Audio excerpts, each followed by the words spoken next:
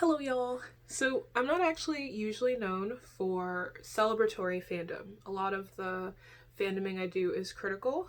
Um, I look at the things people don't really like looking at about their fandoms. But today is the 7th anniversary of BTS's debut, so 7 years with BTS. This is my second festa with BTS. And I really wanted to talk about how I came to this fandom and what I've gotten out of it in terms of like friendships and stuff. Because I know that if you're following this account, if you're reading my site, a lot of what you've seen has been critical because that's literally what I do. But I do want to show and talk about like the good things. So, my journey to BTS started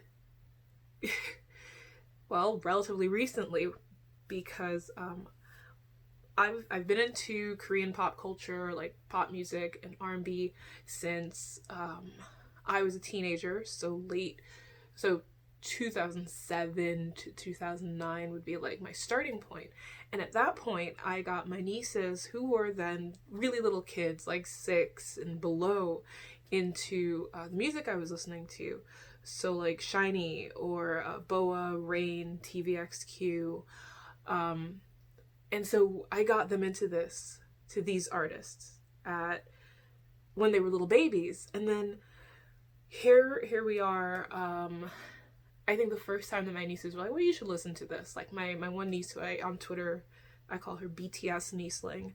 She's the one who really got me into BTS. She made it possible for me to really get interested in them by sharing their music with me and sharing her favorites, and trying to like buy her BTS things. I like kind of went down this rabbit hole of like, oh, these are really cool dudes. They're really fun. They have really great music. And I started listening to them while I was doing my thesis in 2018. So like at first, like, so the start of 2018, I was like, yeah, this is good music. I was invested. And by the end of 2018, I was like, so I think I like these dudes a lot. Wow. And I started 2019 going, yeah, okay, I'm here. I took my nieces to see the filmed version of Love Yourself and Soul, beginning of 2019. And I started the concert experience with the nieceling who doesn't like BTS. She was like we were kind of like fooling around and like not really like understanding why everybody was so excited. Even though like I did like BTS at that point, and I already knew that Namjoon was like, he was, for me. And by the end of the concert, I was like, so I like them. I love them. And so from then until, well, now, I've just been like kind of increasing doing the thing. This year was supposed to be when I took BTS Nieceling to the concert. As you can see, nobody's going to any concerts. But I think that BTS has been really cool because not like I don't have a great relationship with my nieces, but it's something really powerful about like how I introduced my nieces to the music I liked a decade ago. My K-pop groups, right? And kind of to come full circle almost a decade later and have my nieces go, hey, have you heard about BTS? And then I go, okay, hook me up. And it's not just that. I've made lots of really cool friends, and deepened other friendships with people like I've been friends with who moved into various aspects of BTS's fandom. And it's been really cool, like making friends through BTS. I think like a high point was like April of last year was when I went, yeah, I'm in this shit. I went to Washington, D.C. to speak at PCA, which is a pop culture conference, and I was speaking on fandom racism, which is the thing I talk about.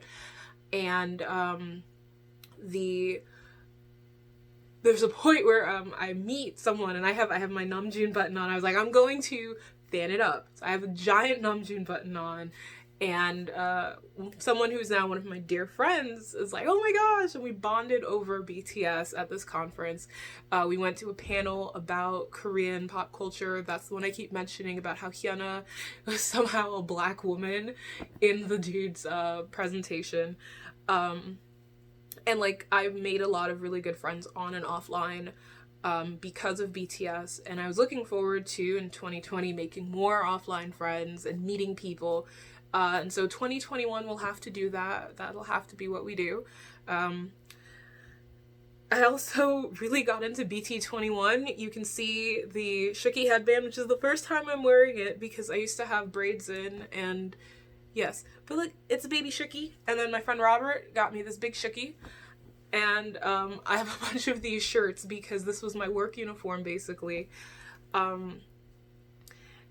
And part of how I show my love in fandom spaces is, like, if it's worthy of criticism, if it's worthy of analysis, if it's worthy of my brain power, I'm clearly, like, invested. I love thinking and talking about BTS. Like, I'm not really great with theory. Anybody who was hanging out on my Twitter when I was in grad school should know that, because I complained about all of my theory classes the whole time. But I love reading what everyone's thinking. I love seeing the passion that ARMY puts into everything. I do remember that. I remember, like, that moment where I was like, oh, this is what I am. This is what I'm doing. And it was like, I was like, I guess 4 months into being really invested in BTS. And it was the release date for Map of the Soul Persona. And I'd gotten my friend to pick me up, and we went to, like, 2 Targets to get CDs.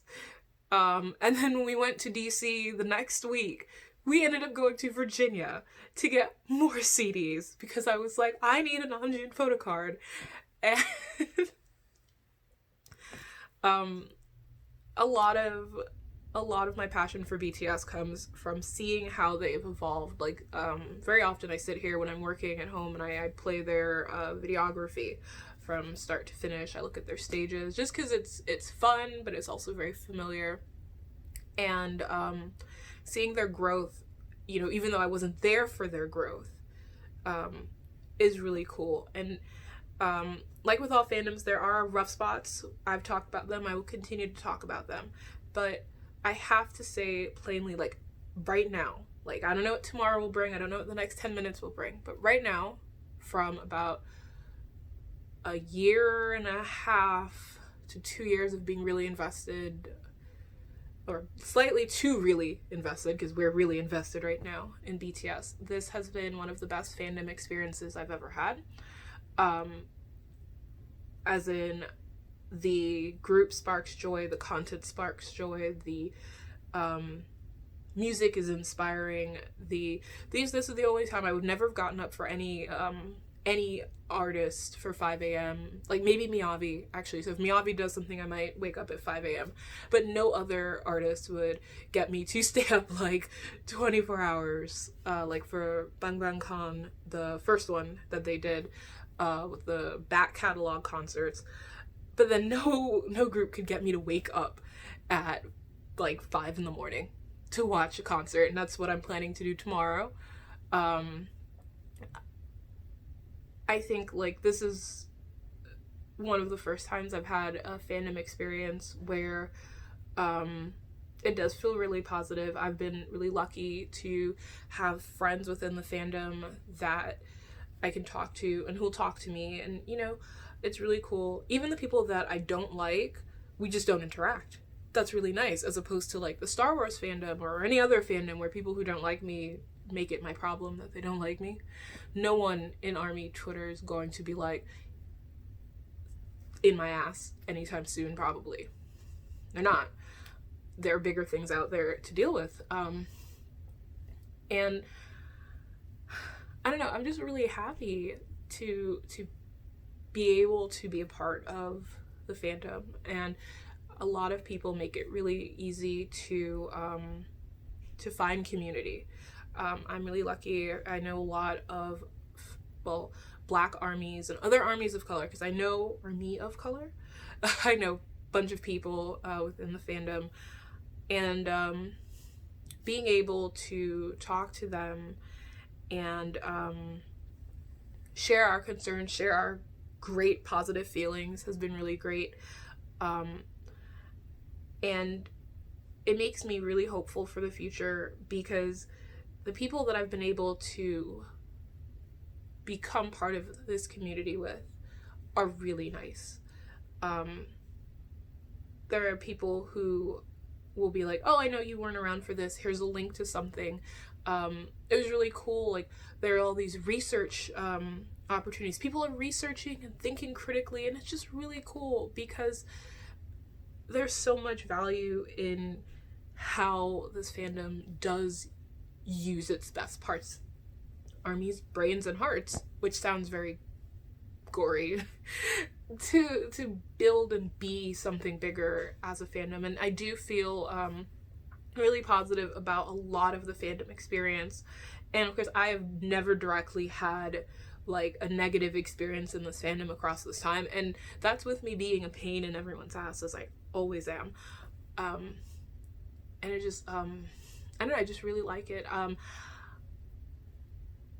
So I guess as I wind down on Bangtan's 7th and I prepare to figure out how I'm gonna wake up really early tomorrow morning, I just have to say that I'm really hopeful that I'll be around for more. 7 more. And it's pretty exciting that I've been able to spend what time I have with BTS, with ARMY, and I don't think that I've had to change how I do fandom in any way. I've been able to be myself in this fandom, and it's really nice. And to all of my friends that I've met in ARMY, and who've then pulled me into other fandoms, by the way, into other groups, so thank you for that too. To 7 more.